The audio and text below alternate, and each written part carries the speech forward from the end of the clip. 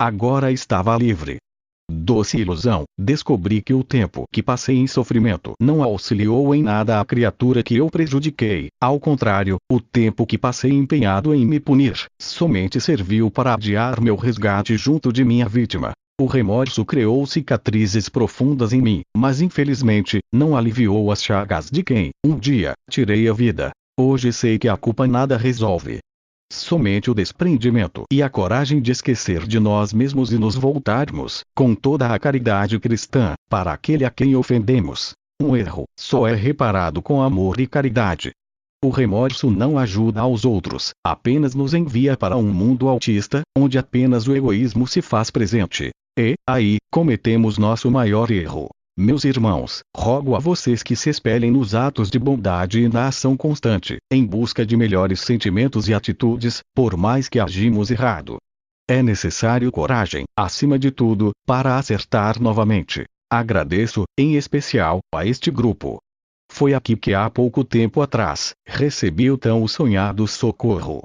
Que a paz de Jesus esteja com os amigos. João, o médium. A comunicação espiritual com aqueles que já estão despegados de tudo é de enorme proveito para conhecermos a nós mesmos. Além disso, dá-nos muito ânimo vermos praticados por outros, com tanta suavidade, sacrifícios que nos parecem impossíveis de abraçar.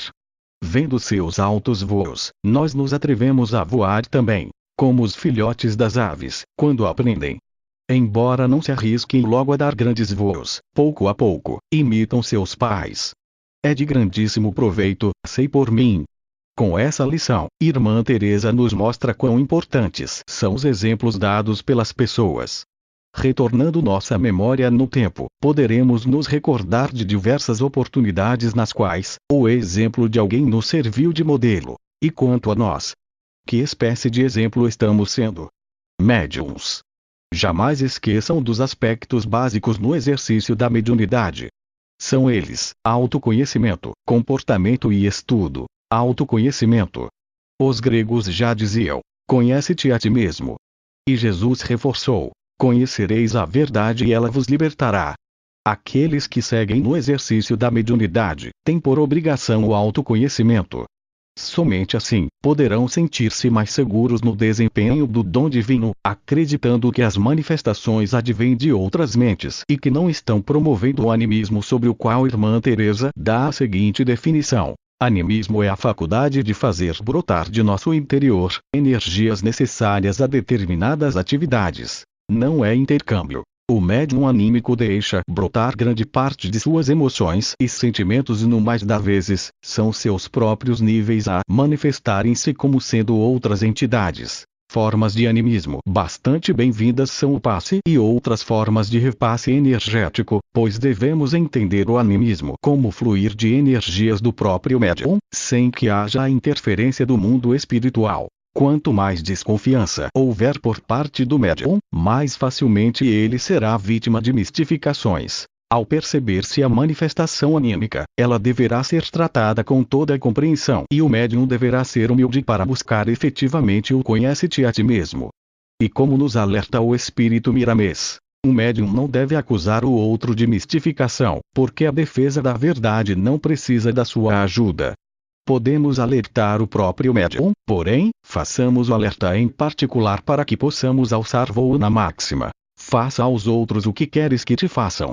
Lembremos-nos que o médium anímico necessita de auxílio para reajuste e alinhamento de seus níveis de consciência. Eis um fator importante no autoconhecimento: conhecer a estrutura e os atributos dos 7 corpos. Corpo físico, duplo etérico, corpo astral, mental inferior, mental superior, buddhi e atma. Comportamento e estudo.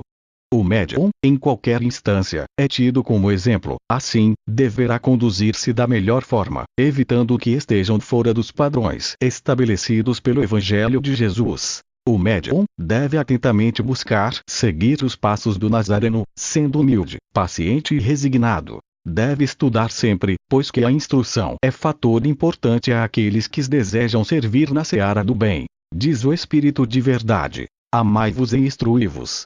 Um médium não pode deixar de estudar.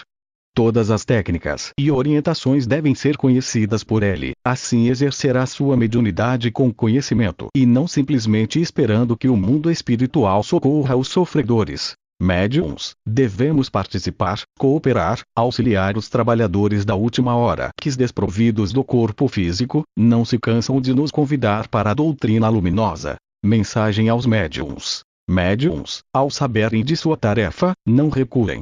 Ao assumirem-na, não manifestem inveja ou ciúme dos fenômenos mediúnicos de que é portador e veículo, seu companheiro. Cada um tem seu espaço, basta observá-lo e senti-lo.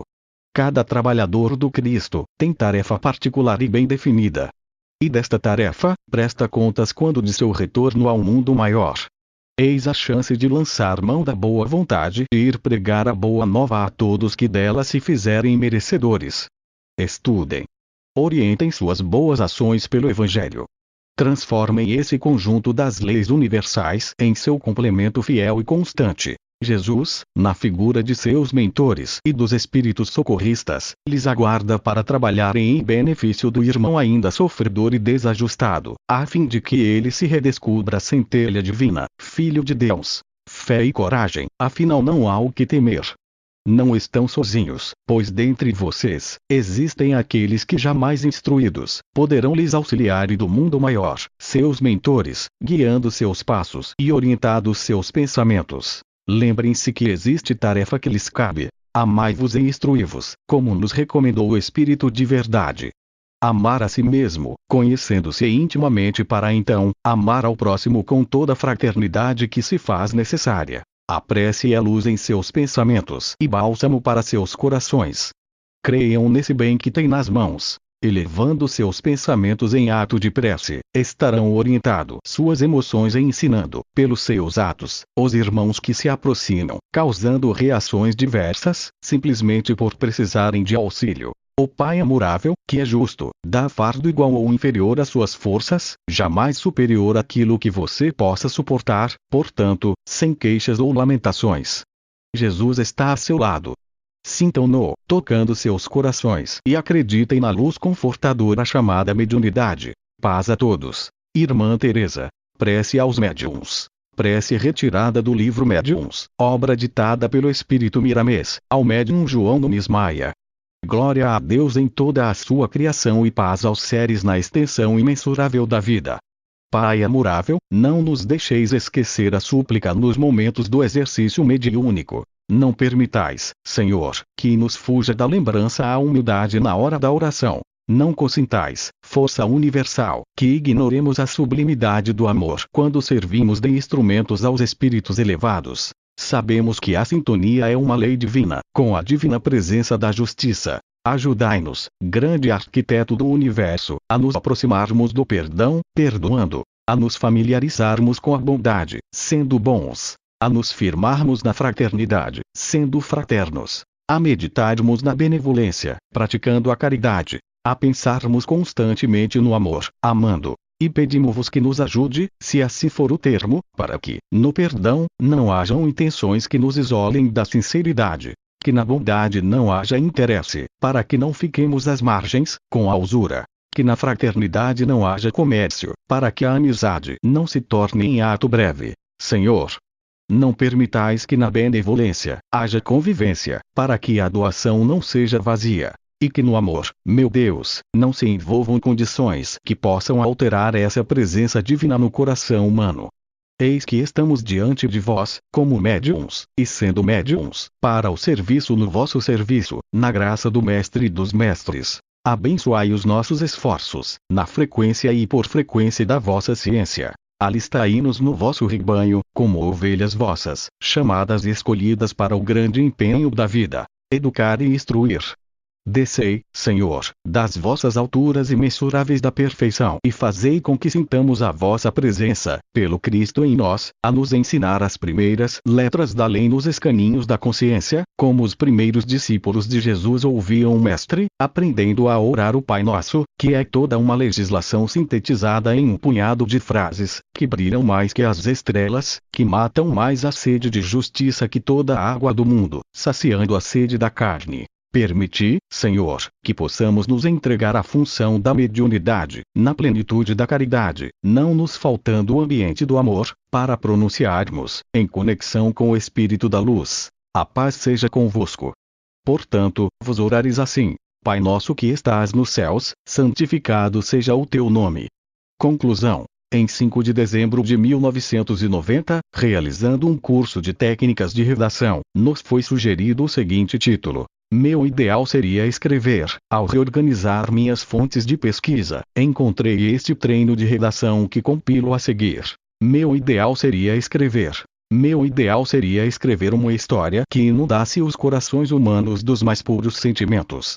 Que fosse lida por todos, sem distinção de raça, credo ou ideologia. Uma história que tocasse fundo os corações mais frios e distantes, fechados a todo e qualquer sentimento bom. Que o homem zangado que maltratou a família, ao terminar sua leitura, se tornasse, como num passe de mágica, surpreendentemente bom, carinhoso e humano. Que fizesse brotar no seio da humanidade o respeito, a dedicação, o amor, a amizade, a paz. Que tivesse o dom de fazer renascer a esperança perdida. Que mostrasse que sempre existe uma chance, o recomeço. Que provasse que a vida é uma eterna busca, mas que vale a pena lutar pelos nossos ideais, fazer de nossos sonhos, eternas realidades e de nosso futuro, um caminho de realizações e sucesso. Que merecesse estar entre as histórias mais lidas do mundo, não pelo status que este fato proporciona, mas porque isso faria o ser humano refletir sobre seu real significado, sua força e sua inteligência, que não precisam ser mostradas através de poderosos estoques bélicos. Que registrasse para sempre, que somos todos irmãos, que nascemos de um só Deus e que merecemos todos um lugar ao sol. Hoje, quase 7 anos depois, esse ideal se concretiza. Através da ação bondosa dos agentes do mundo maior, lhes entrego uma singela obra, esperando que seus corações se compadeçavam e que suas mentes se dignem a conhecer e desvendar o dom mediúnico. Fiquem na paz do Mestre e redescubram-se no exercício da mediunidade. Fabiana Donadel, Lages, 08 de julho de 1997. Depressão. Márcio Godinho, Sociedade Espírita Ramatiz, Lagoa Vermelha, RS.